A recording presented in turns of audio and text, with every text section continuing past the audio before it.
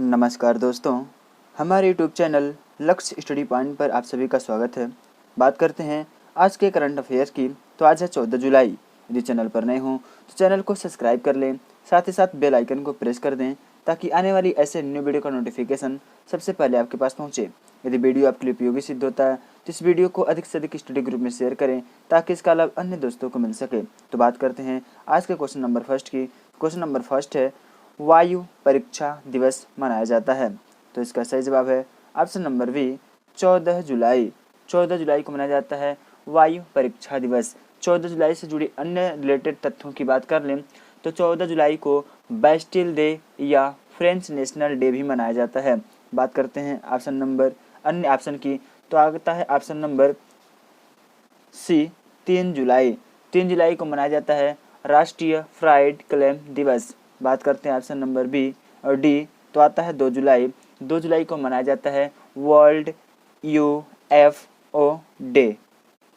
चलते हैं अगले क्वेश्चन पर। क्वेश्चन नंबर सेकंड है, निम्नलिखित में से किसके सहयोग से जनजातीय, यहाँ पर जनजातीय होगा, थोड़ा सा मिस्टेक है दोस्तों, यहाँ होगा जनजातीय मामलों के मंत्रालय द्वारा गोल पहल का आयोजन किया जा रहा है। तो इसका सही जवाब है option number D, Facebook India. तो बात कर लेते हैं गोल की। तो गोल का फुल फॉर्म बन जाता है गोइंग ऑनलाइन एज लीडर्स। तो जनजातीय मामलों के मंत्रालय द्वारा फेसबुक इंडिया के सहयोग से गोल पहल यानी कि गोल प्रोजेक्ट की शुरुआत की गई है। यह पहल मुख्य रूप से आदिवासी क्षेत्रों में रहने वाले युवाओं के लिए अत्यंत महत्वपूर्ण होगा। इस पहल के जरिए जो आदिवासी समुदाय के लोग हैं उन्हें डिजिटल साक्षरता, जीवन कौशल, नेतृत्व क्षमता और उद्यमिता से जुड़े अन्य हुनर को सिखाए जा रहे हैं। बात करते हैं अन्य ऑप्शन की, तो आता है ऑप्शन नंबर ए, इसरो का फुल फॉर्म बन जाता है इंडियन स्पेस रिसर्च ऑर्गेनाइजेशन। इसका स्थापना हुई थी 1959 ईस्वी में। इसका मुख्यालय है वो है बेंगलुरु में और इसके वर्तमान में जो महानिदेशक हैं वो हैं डॉक्टर के सिवान। चलते हैं अगले ऑप्शन पर। तो ऑप्शन नंबर बी आता है माइक्रोसॉफ्ट इंडिया, जिसके संस्थापक बिल गेट्स और पॉल गेट्स हैं। बात करते हैं गूगल इंडिया। तो हाल ही में गूगल प्लस ने अपना एक पोर्टल लॉन्च किया है गूगल करंट्स करके। चलते हैं अगले क्वेश्चन पर। तो क्वेश्चन नंबर थर्ड है, नेशनल फिश फार्मर्स डे यानी कि राष्ट्रीय मछली किसान दिवस निम्नलिखित में से किनके अथवा किनकी याद में मनाया जाता है। तो इसका सही जवाब है option number B, doctor Hiralal Chaudhary और डॉक्टर के.एच. अलीकुन्नी के याद में नेशनल फिश फार्मर्स डे के रूप में मनाया जाता है। बात कर लेते हैं, यह प्रत्येक वर्ष 10 जुलाई को मनाया जाता है और यह मनाया क्यों जाता है तो ओडिशा के अंगुल जिले में 10 जुलाई 1957 में पहली मरतबा हाइपोपैथोलॉजिस्ट विधि द्वारा दो वैज्ञानिकों, एक वैज्ञानिक थे डॉक्टर हीरालाल चौधरी और डॉक्टर के.एच. अलीकुन्नी, इन्होंने सफलता प्राप्त किया। और सबसे पहले मनाया कब गया तो सबसे पहले इसे मनाने का जो पहल रखा था 10 जुलाई 2001 में, और रखा गया था मुंबई की पहली जो केंद्रीय मत्स्य शिक्षा संस्थान थी, उसने इस दिवस को मनाने का प्रथम प्रस्ताव 2001 में रखा। चलते हैं अगले क्वेश्चन पर। अन्य ऑप्शन की बात कर लें तो आता option number A, doctor Rajendra Prasad, जो भारत के प्रथम राष्ट्रपति हैं। चलते हैं अगले क्वेश्चन पर। क्वेश्चन नंबर 4 है, हाल ही में EIU की रिपोर्ट के अनुसार एशिया प्रशांत में कैंसर की तैयारी के मामले में कौन शीर्ष स्थान पर है। तो इसका सही जवाब है ऑप्शन नंबर ए, ऑस्ट्रेलिया। इसमें जो सूची जारी हुई है, रिपोर्ट जारी हुई है, उस रिपोर्ट में ऑस्ट्रेलिया पहले पायदान पर है। बात कर लेते हैं EUI, तो इसका फुल फॉर्म बन जाता है इकोनॉमिस्ट इंटेलिजेंस यूनिट। बात करते हैं अन्य ऑप्शन की, तो पहले तो है ऑस्ट्रेलिया, सेकंड पे है दक्षिण कोरिया और थर्ड पे है मलेशिया। और अपने भारत की रैंकिंग आ जाती है इसमें 8 नंबर की, भारत की रैंकिंग है 8 नंबर, 8वें स्थान पर इसमें भारत। जो कैंसर की तैयारी के मामले में शीर्ष स्थान पर है, उसमें भारत 8वें स्थान पर, ऑस्ट्रेलिया फर्स्ट पे है। चलते हैं अगले क्वेश्चन पर। क्वेश्चन नंबर 5 है, हाल ही में किस मंत्रालय द्वारा असीम, यह इसका मिस्टेक है थोड़ा दोस्तों, यहाँ पर होगा ASEEM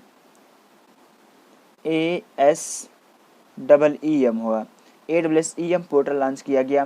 तो इसका सही जवाब है ऑप्शन नंबर बी, कौशल विकास एवं उद्यमिता मंत्रालय। कौशल विकास एवं उद्यमिता मंत्रालय ने असीम ASEEM पहल की शुरुआत की है। अब बात कर लेते हैं असीम की, तो इसका फुल फॉर्म बन जाता है आत्मनिर्भर स्किल्ड एम्प्लॉयर मैपिंग। कौशल विकास और उद्यमिता मंत्रालय ने कुशल लोगों को आजीविका के अवसर खोजने में मदद करने के लिए असीम पहल की शुरुआत की है। असीम पहल की शुरुआत। बात कर लेते हैं इसकी जुड़े अन्य तथ्यों की, तो यह पोर्टल जो होगी आर्टिफिशियल इंटेलिजेंस पे आधारित होती, यानी कि AI पर आधारित होगी, जो नियोक्ताओं को कुशल कार्यबल की उपलब्धता का आकलन कर उनकी भर्ती, उनकी योजनाओं, अन्य चीज़ों की तैयार करने के लिए उन्हें मंच प्रोवाइड की जाएगी। चलते हैं इससे जुड़े अन्य तथ्यों की बात करें, तो असीम एक रूप से ये ऐप के रूप में उपलब्ध है। यह एक मोबाइल एंड्रॉयड ऐप के रूप में उपलब्ध है, जो ENSDC द्वारा बेंगलुरु में स्थित company better place BATTER better place के द्वारा बनाया गया है। चलते हैं इसके सहयोग से चलते हैं अगले क्वेश्चन। क्वेश्चन नंबर 6 है, हाल ही में कोविड-19 के कारण हुए लॉकडाउन के बाद किन दो देशों के मध्य अंतर्राष्ट्रीय क्रिकेट खेला गया? तो इसका सही जवाब ऑप्शन नंबर बी, इंग्लैंड और वेस्टइंडीज के खिलाफ के मध्य लॉकडाउन के बाद पहला अंतर्राष्ट्रीय क्रिकेट टेस्ट मैच खेला गया, जिसमें विजयी रहा वेस्ट इंडीज। चलते हैं अगले क्वेश्चन पर। क्वेश्चन नंबर 7 है, हाल ही में राज किरण राय का कार्यकाल 2 वर्ष बढ़ाया गया है। यह किस बैंक के CMD यानी कि चीफ मैनेजर डायरेक्टर हैं? तो इसका सही जवाब बन जाता option number D, union bank of India. अब बात कर लेते हैं यूनियन बैंक यानी कि UBI की। तो इसकी स्थापना हुई थी 20वीं शताब्दी में। जो 20वीं शताब्दी का शुभारंभ आरंभ था, उसी समय महात्मा गांधी द्वारा इस बैंक की नींव रखी गई, यानी कि शुरुआत की गई, यूनियन बैंक यानी कि UBI का। इसका मुख्यालय मुंबई में स्थित है। अध्यक्ष हैं माविला विश्वनाथ नायर।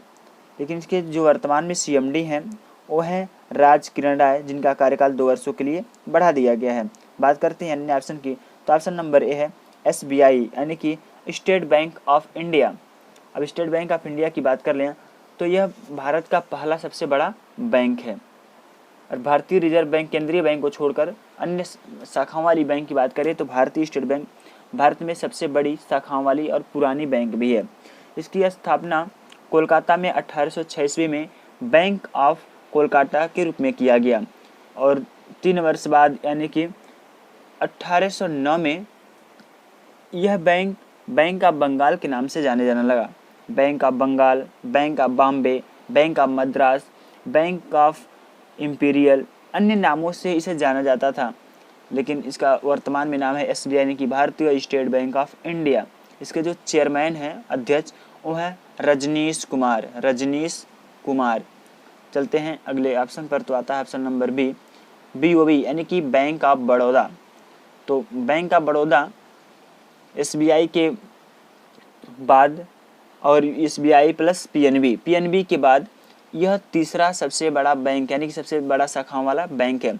हाल ही में विजया बैंक और देना बैंक का विलय 2019 में विलय हुआ था बैंक ऑफ बड़ौदा में। तो बैंक ऑफ बड़ौदा की स्थापना हुई थी 20 जुलाई 1908 ईस्वी में। इसका मुख्यालय जो है वह अलकापुरी बड़ोदरा जो गुजरात में पाया जाता है। अध्यक्ष है, इसके वर्तमान में अध्यक्ष जी हैं वो है संजीव चड्ढा जी। चलते हैं अगले ऑप्शन पर, तो आता है ऑप्शन नंबर सी, BOI। इसका फुल फॉर्म बन जाता है बैंक ऑफ इंडिया। चलते हैं अगले क्वेश्चन पर। क्वेश्चन नंबर 8 है, हाल ही में किस देश के कुइझोउ 11 यानी कि KZ-11 का रॉकेट का पहला प्रक्षेपण असफल रहा? तो इसका सही जवाब है ऑप्शन नंबर बी, चीन। चीन इसका सही जवाब है। बात कर लेते हैं चीन से जुड़े अन्य तथ्यों की, तो चीन की राजधानी है बीजिंग और राष्ट्रपति हैं शी जिनपिंग। प्रधानमंत्री की बात करें वो हैं ली कचियांग। चीन क्षेत्रफल की दृष्टि से देखा जाए तो यह पूरे विश्व में तीसरा स्थान रखता है। यदि जनसंख्या की दृष्टि से देखा जाए तो चीन का स्थान आता है फर्स्ट। और चीन में जो सबसे बड़ा शहर है वह शंघाई, भाषा बोली जाती है मंदारिन, और यहाँ की जो मुद्रा है वह है रेनमिनमी और युवान। रेनमिनमी और युवान दोनों आपको एग्जाम में देखने को मिल जाएंगे।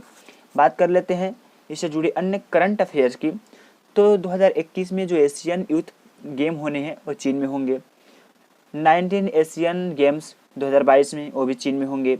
विंटर ओलंपिक गेम्स 2020 वो भी चीन में होंगे। और जो एशियन पैरा गेम्स है 2022 यानी कि 2022 का, वो भी चीन में ही होंगे। अब चीन ने हाल ही में अपना एक नई डिजिटल करेंसी DC/EP लॉन्च किया है। बात करते हैं अन्य ऑप्शन की, तो आता है ऑप्शन नंबर सी जापान। तो जापान की राजधानी है टोक्यो। यह एशिया महाद्वीप में स्थित एक देश है। जापान बौद्ध धर्म का एक प्रमुख देश माना जाता है। लगभग यहाँ की 96% जनसंख्या जो होती है वो बौद्ध धर्म की अनुयायी होती है। यहाँ के वर्तमान में जो राष्ट्रपति हैं, राष्ट्रपति यहाँ पर होते नहीं हैं, प्रधानमंत्री होते हैं और होते हैं सम्राट। तो सम्राट है नारुहितो और राष्ट्रपति की बात करें वो है शिंजो अबे। राष्ट्रपति हैं शिंजो अबे। क्षेत्रफल की दृष्टि से देखा जाए तो यह पूरे विश्व में 62वां स्थान रखता है और जनसंख्या की दृष्टि से देखा जाए तो इसका स्थान आता है 17वां। यहाँ का राष्ट्रीय खेल है वो है सूमो। जैसे भारत का राष्ट्रीय खेल हॉकी है, उत्तर प्रदेश का राजकीय खेल भी हॉकी है। चलते हैं अगले ऑप्शन पर, तो आता है ऑप्शन नंबर ए अमेरिका। तो अमेरिका के वर्तमान में राष्ट्रपति हैं वह डोनाल्ड ट्रंप। और अमेरिका में पिछले कुछ दिनों पहले स्पेस एक्स जो एक निजी कंपनी है एलन मस्क की, उनकी कंपनी और नासा के साइंटिस्टों द्वारा एक फाल्कन जो होते हैं मिसाइल उसे लॉन्च किया गया। बात करते हैं अन्य ऑप्शन की, तो आता है ऑप्शन नंबर डी भारत। जो भारत के वर्तमान में राष्ट्रपति हैं वह रामनाथ कोविंद जी। उपराष्ट्रपति हैं एम वेंकैया नायडू जो राज्यसभा के पदेन सभापति भी होते हैं। और बात कर लें अगले क्वेश्चन की, तो क्वेश्चन नंबर 9 है, हाल ही में दलाई लामा के जीवन पर आधारित किताब his holiness the 14 Dalai Lama all illustrated biography किसके द्वारा लिखी गई है? तो इसका सही जवाब है ऑप्शन नंबर डी तेंजिंग गे थियोंग। तेंजिंग गे थियोंग। अब बात कर लेते हैं दलाई लामा की। तो दलाई लामा तिब्बत के एक राष्ट्र नेता प्लस धर्मगुरु भी हैं। चलते हैं अगले क्वेश्चन पर। क्वेश्चन नंबर 10 है, हाल ही में किस राज्य की कैबिनेट ने स्टार्टअप नीति 2020 को मंजूरी दी है? तो इसका सही जवाब है ऑप्शन नंबर ए उत्तर प्रदेश। उत्तर प्रदेश राज्य सरकार ने हाल ही में स्टार्टअप नीति 2020 का शुभारंभ किया है। बात कर लेते हैं उत्तर प्रदेश। तो उत्तर प्रदेश की राजधानी है वह है लखनऊ जो गोमती नदी के किनारे स्थित है। और यहाँ के वर्तमान में जो CM हैं वो हैं योगी आदित्यनाथ जी और राज्यपाल हैं आनंदीबेन पटेल जिन्हें अतिरिक्त कार्यभार मध्य प्रदेश का भी सौंपा गया है। उत्तर प्रदेश का जो राजकीय पशु है वह बारहसिंगा, राजकीय पक्षी है सारस अथवा क्रोच। राजकीय वृक्ष की बात कर लें तो आता है अशोक का वृक्ष। राजकीय पुष्प है पलाश। जैसे भारत का राष्ट्रीय प्रतीक होता है सारनाथ के स्तंभ से लिया गया, वैसे ही राज्य यानी कि उत्तर प्रदेश का राजकीय प्रतीक है 2 रोहू की मछली, बीच में तीरधनुष और 3 तरंगे होती हैं जिनका अपना अलग अलग विशिष्ट महत्व होता है। बात कर लेते हैं उत्तर प्रदेश से जुड़े अन्य करंट अफेयर्स की। तो हाल ही में बाल श्रमिक विद्या योजना का शुभारंभ उत्तर प्रदेश सरकार द्वारा किया गया। उत्तर प्रदेश में 800 किलोमीटर तक हर्बल रोड बनाए जाएंगे। हर्बल रोड का मतलब है कि रोड के दोनों ओर पौधे लगाए जाएंगे जिनसे मेडिसिन तैयार होती है, उन्हें हम कहते हैं हर्बल पौधे। और प्रवासी राहत मित्र ऐप का लॉन्च उत्तर प्रदेश में किया गया। आयुष कवच ऐप लॉन्च किया गया। और जियो कम्युनिटी किचन ओपन करने वाला गूगल के साथ मिलकर उत्तर प्रदेश भारत का पहला राज्य है। और हाल ही में मिशन वृक्षारोपण 2020 में उत्तर प्रदेश एक दिन में 25 करोड़ 87 लाख पौधे लगाकर एक नया रिकॉर्ड बनाया। चलते हैं अन्य ऑप्शन की बात करें तो मध्य प्रदेश के वर्तमान में मुख्यमंत्री हैं शिवराज सिंह चौहान। राज्यपाल लालजी टंडन जी हैं, परंतु उनकी तबीयत कुछ नरम होने के कारण उनका अतिरिक्त प्रभार जो सौंपा गया है उत्तर प्रदेश के वर्तमान मुख्यमंत्री राज्यपाल वो है आनंदीबेन पटेल को सौंपा गया है। चलते हैं अगले क्वेश्चन पर। क्वेश्चन नंबर 11 है जो कल का अभ्यास प्रश्न है।